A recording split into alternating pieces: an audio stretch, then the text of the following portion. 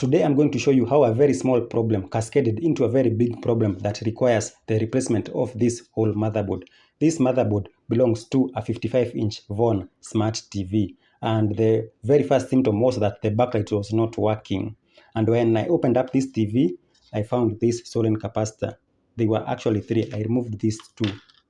You can see how swollen they are. This was the only problem. But now another technician came in before me, and I think he was not experienced. So if you are new here, my name is Dominic, and I'm merely making this video for people who are starting out in electronics repair. Now this person, they saw this badly burnt up transformer, and these things rarely go wrong. And when the TV was plugged in, he pointed at this place. The customer says he just had a snap, like something sparked. And what that caused was this switching IC.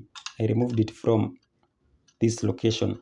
This switching IC had a short circuit, and in return, it blew the fuse. The fuse is located over here. That is the fuse. You can see that symbol of the fuse back here. So when I went to repair the TV, I saw that it's not powering on, and I traced the problem to this switching IC.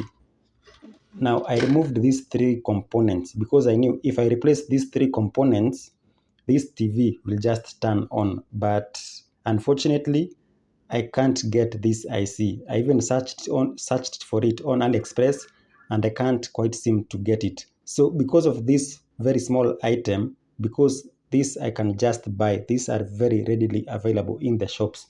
Because of this one thing and that small mistake of pointing with a screwdriver, he shorted the two terminals, which in turn shorted the switching IC, and now we have to replace the whole motherboard.